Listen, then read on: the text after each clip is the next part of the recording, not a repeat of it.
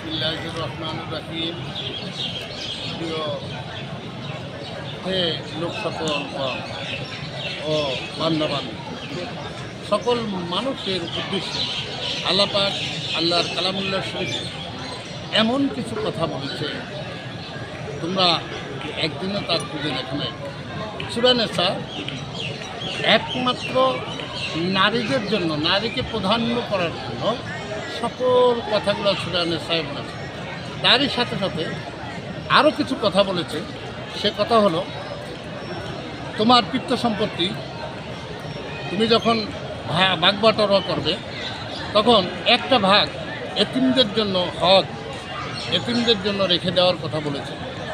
আদৌ আমি কোনো আলেম, কোনো মুফতি, কোনো মন্ত্রী, কোনো মুহাদ্দিস, কোনো হাফেজ, কোনো কারি বলেনি যে সম্পত্তির কিছু অংশ এতিমকে দান করা লাগে, এতিমের নামে লিখে দেওয়া লাগে, এই ধরনের কিছু দেখিনি। আর হে আমার মানব, সকল বান্দাবান্দির জন্য বলেছে, আমি এই সকল বান্দাবান্দির কাছে আমি রেখে দিলাম এমন এক বস্তু, নারী যেমন ক্ষেত স্বরূপ নারী সৃজন করেছে এই আদম সন্তান তৈরি করার জন্য।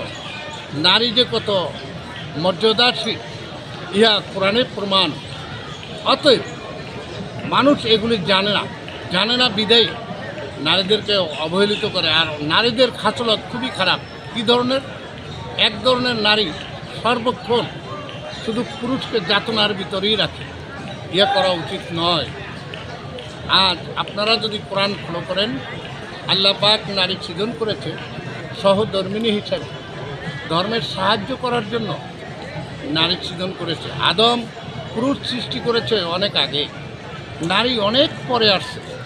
তাই নারীকে আল্লাহ পাক দুনিয়ায় পাঠাইছে একমাত্র সহধর্মিণী হিসাবে, ধর্মের সাহায্য করার জন্য। আদৌ আমি দেখি নেই কোনো নারী ধর্মের সাহায্য করবে। ঠিক সেই পূর্বের দিনে হযরত রাবেয়া বচ্চি, যিনি অলিকুলের শিরোমণি, রাবেয়া বচ্চি প্রথম কুলি, আপনারা শুনেছেন। তাই রাবেয়া বচ্চি উনি ধর্মের সাহায্য করেছেন, তাই ওনাকে অলিকুলের শিরোমণি বলা হয়েছে। কিন্তু সাধারণ মানুষের মধ্যে এহেন কোনো কিছু নাই। আর আরও অনেক কথা রয়ে গেছে। আমি কোনো পুরুষের নামে 30 পারা কোরআন শরীফে কোনো সূরা আসে নাই, কোনো কথা বলা হয় নাই, কিন্তু নারীদেরকে প্রাধান্য করেছে। প্রাধান্য দিয়েছে মৌমাছিকে, সূরা নহল। প্রাধান্য দিয়েছে কুকুরকে, আসহাবে কাফ। আপনারা কই? এরকম তো কখনো দেখলাম না। কোনো আলেম বা কোনো আলেম সমাজ এবং কোনো ডক্টরেট আজও বলে নেই যে জমিন বাগবাটোয়ারা করলে একটা ভাগের অংশ এতিম মিসকিনকে দিতে হয়। কিন্তু এই দেশে বড় বড় আলেম ওলামা আছে, তারা কখনোই এই ধরনের বন্টক করে নাই, বন্টকের কথা বলে না। কেন তারা শুনিয়ে দেয় না মানুষকে যে সত্য? কেন তারা প্রচার করে না? আমি জানতে চাই, এদেশি যত আলেমগণ আছেন, সকল আলেমরা একত্র হয়ে যদি আপনারা ইসলাম সুন্দর জিনিস, ইসলাম শান্তির জিনিস, আপনারা অশান্তি করে তুলছেন, আপনারা মুসলমানে কন্দল লাগাই দিয়েছেন, আপনারা এক মুসলমান আর এক মুসলমানকে হেয়পূর্ণ করে কথা বলছেন। আমি এগুলি চাই না। তারা মাজার পূজারী, তারা মাজারে গেল, তারা অলির দরবারে গেল, তারা ওয়াজ মাহফিলে গেল, এই ভাগাভাগি নিয়েই খাজা বাবা, গাজা খাবা, মারহাবা মারহাবা।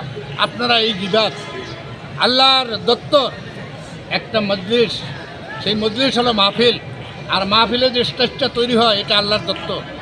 আর ওই স্টেজটার উপরে যখন দুটো চেয়ার দেওয়া হয়, এই চেয়ারগুলো হলো আল্লাহর সিংহাসন।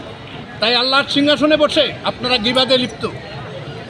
আদৌ আপনারা সংযম হন, আপনারা সত্যকে খুঁজে বের করেন, সকল মানুষের কাছে সত্যের দিশারিগুলা পুঁছে দেন। তখন আপনারা বুঝতে পারবেন আপনাদের আলেমের দাম আছে কিনা। আপনারা দেখছেন মাজারে টাকা পড়ে, মাজারে স্বর্ণ পড়ে, মাজারে গরুমুখ পড়ে, আপনাদেরকে কেউ দেয় না। আপনারা এই হিংসা নিয়ে আজও ধর্মের গৌরব করছেন। হিংসা ছাড়েন, সকল মানুষকে ভালোবাসা শিখেন। মানুষকে ভালোবাসলে আল্লাহকে পাবেন। মানুষকে যদি ভালোবাসতে পারেন আপনি নবীর শাফায়াত পাবেন। আপনি যদি বায়াতের দলিল না দেন, কাল হাসর ময়দানে আল্লাহ রাব্বুল ইজ্জত তো দূরের কথা, আল্লাহর নবী আপনাকে উম্মাত বলিয়া গ্রহণ করিবে না। বুঝে দেখেন, কোরআন হাদিস আমার বানানো নয়, আপনার বানানো নয়, উহা আল্লাহর দানের জিনিস। আপনারা ওই কোরআন থেকে খুঁজে খুঁজে বের করে নিন। আসসালামু আলাইকুম আর রহমতুল্লাহ বরকাতু। ইয়া মুর্শিদ ওলি আল্লাহ, ইয়া মুর্শিদ ওলি আল্লাহ। আজকের এখানেই শেষ। আমিন সুম্মা আমিন।